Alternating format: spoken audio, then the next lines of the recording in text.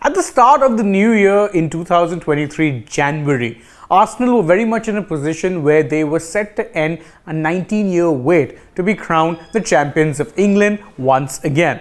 However, unfortunately now with a week left for the season to officially be declared over, Manchester City find themselves crowned champions of England for the 5th time in 6 seasons. It's a momentous achievement for them, no doubt, but it does, at least in small part, owe to Arsenal's self-destruction and capitulation in a truly amazing fashion that City have actually managed to reach a point where they were able to win the league with 2 matches in hand. You heard that right, not 1 but 2 matches in hand. They are now confirmed as the champions of England. So where exactly is it that Arsenal went wrong? They had a very good squad of young players who were clicking at the right time. Many would say that it was a lack of experience, and that certainly seems to be the case because, as we're going to find out in this video, there were 3 particular stages in the season where you knew that, or rather 3 particular stages of capitulation that Arsenal had, wherein you knew the league was all but over. The first of those stages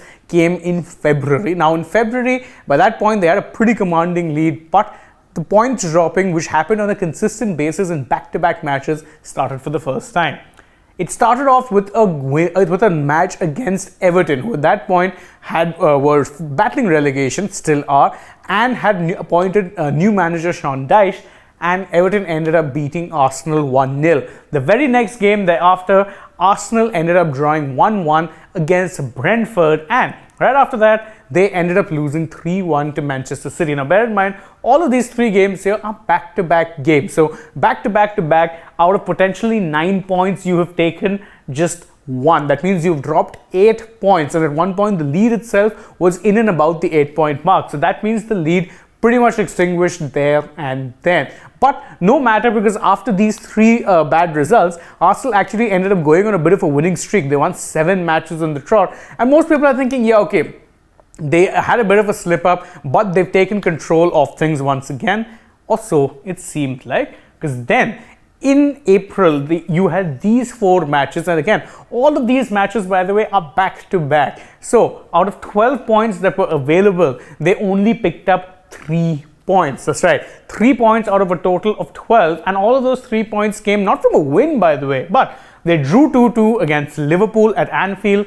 They drew 2-2 against West Ham United at West Ham's home ground, and thereafter followed that up with probably the worst result of them all, a 3-3 draw against a Southampton side that, truth be told, were already struggling with relegation and who of course now have been relegated. They then followed that up by losing 4-1 to the eventual champions Manchester City at the Etihad Stadium. So these 4 results really swung the tide the other way, and of course they still had the title in their hands, but they had to hope that City would slip up and that they would not. Arsenal at this point could not afford another slip up. Yet, what happens in stage 3 of this entire capitulation?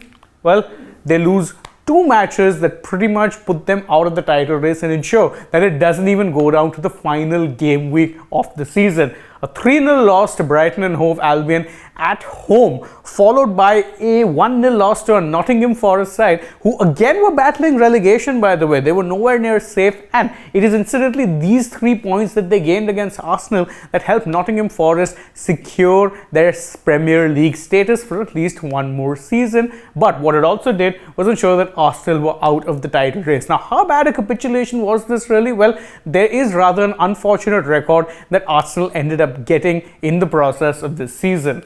They led the Premier League table this year for 248 days. You heard that right. 248 days was the number of days that they sat atop the Premier League standings. Despite that, they still ended up losing the title to Manchester City, and it is for the first time ever in the history of English football that any side would in fact be at the top of the Premier League table for more than 240 days and still not end up winning the championship. Now, this is true whether you're talking about the Premier League days, the old Division 1, the Football League 1, whatever you want to call it. Through the history of top flight English football, it's never ever happened that a team has led the table for 248 days and then ended up squandering the lead. But That's just exactly what Arsenal have done. The good news for this side is, of course, they're young. They'll doubtless learn from the experience. And what has happened previously is that if a team has gone on to squander an 8-point lead in the Premier League, they have in fact come back and won it next season. That's another stat I came across. And it's a stat that if you're an Arsenal fan, you'd want to be holding on to, but doesn't take away from the disappointment of how this season went for them, especially when it promised so much, promised them a league title in nearly 20 years and potentially maybe something more to build on. Well, they still have something to build on, but that league title will have to wait for at least one more year, unfortunately or otherwise. We hope you enjoyed this video, and if you did, you can let us know by liking it, sharing it with your friends, subscribing to the channel and tapping that bell icon, also leaving us a comment. Plus, you can also go ahead and follow us on Instagram, Twitter and Facebook. And don't forget to download the AajTak app as well. Plus, if you're already on the channel, go ahead, check out some other videos that we've done. But for now, from my side, goodbye.